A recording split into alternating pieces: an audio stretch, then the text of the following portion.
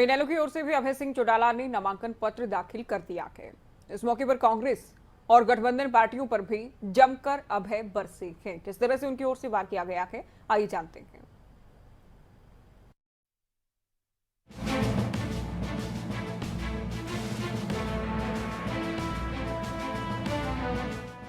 एलनाबाद उपचुनाव की जंग इस बार बेहद रोमांचक है। वजह है सभी पार्टियों ने अपने पत्ते खोल दिए हैं। दबदबा इनेलो का ही है, क्योंकि इसे इनेलो का गढ़ भी बताया जाता है। ऐसा क्यों है, ग्राफिक्स के जरिए जानने की कोशिश करते हैं। अब तक एलनाबाद सीट पर 2 बार उपचुनाव हो चुका है। दोनों बार उपचुनाव में इनेलो ने ही बाजी मारी है। 1967 से लेकर 2019 तक 15 बार यहां चुनाव हो चुके हैं। इनेलो से भागीराम सबसे ज्यादा 5 बार यहां से विधायक बने। एलनाबाद विधानसभा सीट 1977 में आरक्षित हो गई थी। 2005 तक एलनाबाद विधानसभा आरक्षित रही। अभय चौटाला 2019, 2014, 2019 में हैट्रिक लगा चुके हैं। किसान आंदोलन के समर्थन में अभय चौटाला ने विधायकी छोड़ी थी। अब फिर से एलनाबाद के लिए उपचुनाव हो रहा है, यानी एक बार फिर से अभय चौटाला मैदान में हैं और अपना नामांकन दाखिल कर चुके हैं। ये जो चुनाव है, ये मेरा चुनाव नहीं। मैंने जो इस्तीफा दिया था वो इस बात को लेकर के दिया था कि 3 कृषि के काले जो कानून बने और उससे जब देश में किसानों ने एक आंदोलन शुरू किया और उनकी तरफ से एक मांग की गई कि कोई भी पॉलिटिकल व्यक्ति अगर हमारा समर्थन करना चाहता है तो वो पहले रिजाइन करके आए। हमारी पार्टी ने तो पहले दिन से समर्थन किया हुआ था। वहीं कांग्रेस पर निशाना साधते हुए अभय चौटाला ने इशारों में कह दिया कि उनके अंदर तो हिम्मत थी तो उन्होंने विधायकी छोड़ दी, कांग्रेस तो दिखावा करती रही। उन तीनों से ये पूछना आप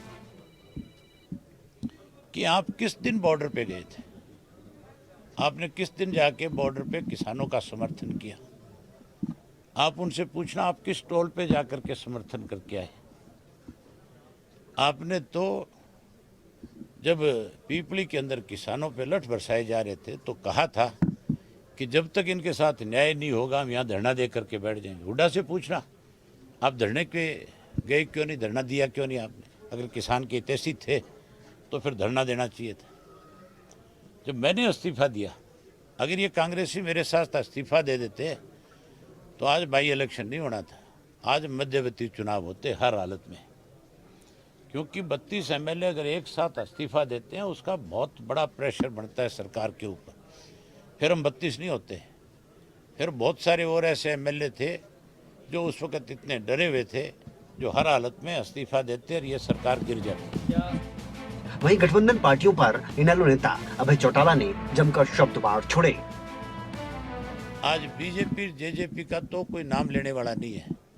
आज ऐसी हालत है कि जब गांव में जाएंगे वोट मांगने तब लोग एहसास कराएंगे उनसे इस बात का, खास करके कि आपका जो फैसला है, जो 3 कृषि के काले कानून आपने बनाए हैं, ये हमारे लिए मौत है, हमारी डेथ के वारंट है। हम आपको किसी कीमत पे अपना वोट नहीं देंगे।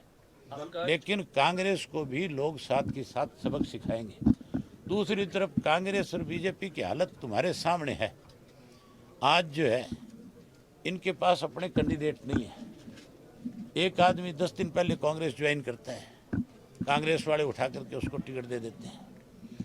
एक आदमी पहले दिन बीजेपी ज्वाइन करता है और बीजेपी वाले उसको टिकट दे देते हैं। तो दिवालिया पिट गया कि नहीं पिट गया?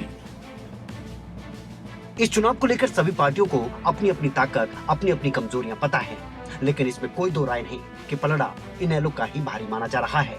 देखना यह है कि जनता किसे कुर्सी सौंपती है। नकुल जसूजा, सिरसा, खबरें अभी तक।